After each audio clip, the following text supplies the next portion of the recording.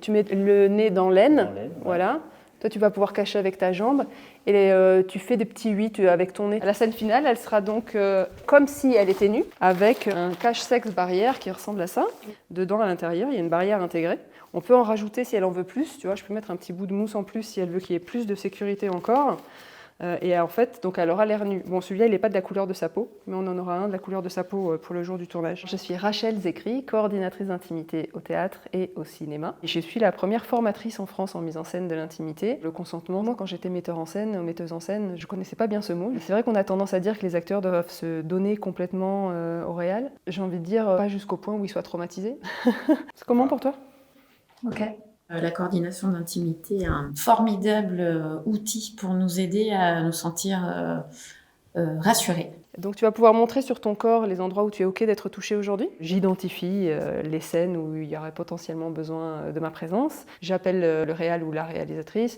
Quel est leur point de vue, quel est le message qu'ils veulent faire passer, comment ça va être cadré, qu'est-ce qu'on va voir, qu'est-ce qu'on va pas voir. Je fais un retour avec les comédiens séparément. Je les appelle pour leur demander, pour leur expliquer ce qui sera attendu d'eux, qu'est-ce qu'on va voir. Puis c'est quoi leurs limites par rapport à ça, comment ils se sentent par rapport à ça. Si ça coordine pas, je vais essayer de proposer différentes options. On va faire une répétition. Ça crée un espace de verbalisation et de conscientisation. Donc maintenant, c'est comment pour toi, Boris, si elle prend ta main pour te montrer sur son corps ? Ouais. Et où commence l'intimité ?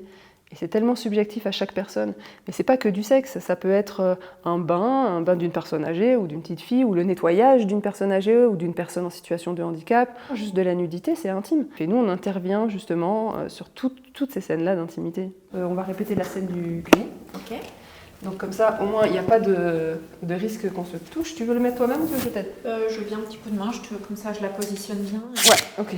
Il y a encore des réals qui sont encore un peu réticents. Ah oui, beaucoup. Ils ont peur qu'on vienne castrer la créativité des comédiens, ils ont peur qu'on fasse la police du sexe. On est là pour soutenir tout le projet, et des deux côtés. Juste rentrer le visage le plus possible. Quoi. Ouais, mais c'est très bien, on peut cacher avec la jambe.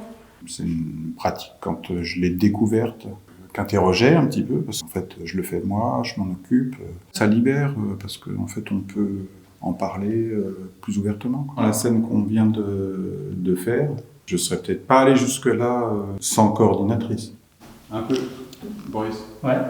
Un peu comme ça. On en parle beaucoup comme un outil anti-VHSS et on oublie l'aspect artistique, c'est-à-dire qu'on est là aussi pour chorégraphier du sexe ou de l'intimité de manière générale, et on est là aussi pour proposer des options pour essayer de changer les représentations. Des comédiens qui se sentent en sécurité osent aller plus loin. Ils vont être meilleurs en fait. Ils vont être meilleurs parce qu'ils vont oser donner plus.